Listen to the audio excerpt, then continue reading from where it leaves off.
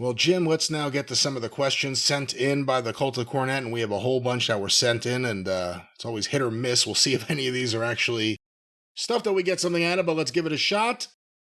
Jim, this first question, sent to CornyDriveThru at gmail.com, is from Chad Smith. Was the city of Omaha a pure AWA territory in the 60s and 70s? And was the Omaha version championship a big deal or no? Well, well, it depends on, to the champion's mother, it was a bit, no. First of all, Omaha was its own territory at one point, and I'm trying to remember what helped me with the promoter at that time. Dusick. Was it one of the Dusiks? Yeah. But he worked in conjunction with some of the other, surrounding territories so he could get a different talent, but it was its own a little circuit with its own champion.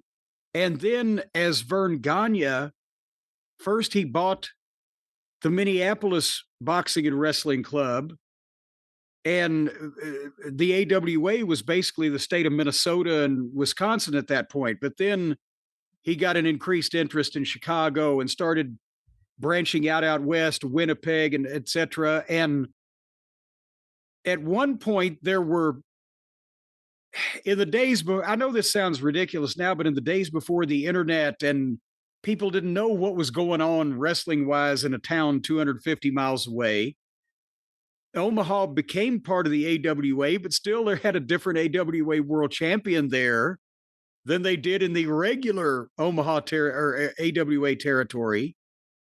And then it wasn't until probably about the start of the late 60s or start of 1970s, Brian, that they standardized everything and it was an AWA town. That probably about that time period, just off the top of my head on all this. But yes, it was a big deal because major wrestlers held it.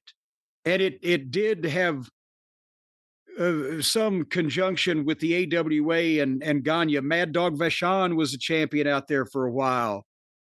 So you could get bigger bookings, and Omaha during those days was a nice wrestling market that actually kind of got eclipsed in modern times and wasn't as well attended or, as successful as it was back in the 50s and 60s.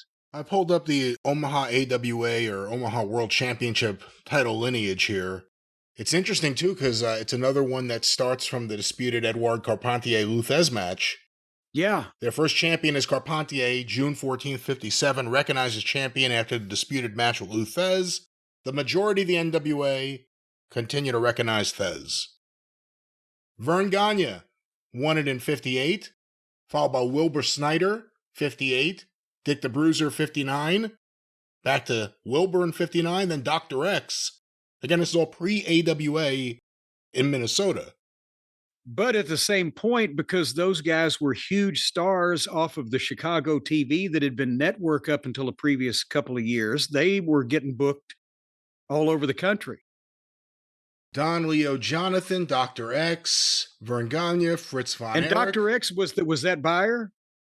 61, apparently it was Big Bill Miller. Bill Miller was the first Dr. X there. The Crusher got it in 63. Again, it's changed hands a lot. And then, according to Wikipedia, around the time the Crusher won the title, February 15, 63, he also won the AWA World Championship from Vern Gagne in Minneapolis on July 9th. And from that point forward, I guess both titles, the lineage links, because then it goes from Vern to Fritz to Vern, although it says he won the AWA title from Fritz and Amarillo. And then the title was unified as of September 7th, 63, according to Wikipedia. I think there was still some gaps in it between the actual AWA Minneapolis lineage and either that or, because I remember especially Vachon had it at one point when he was not in the regular AWA, I thought, but nevertheless, as you can see, it was name guys and guys that were figured in with Gagne and in the Midwest and etc. So it was always somewhat of an important belt because, it was also aligned with bigger people for bigger things.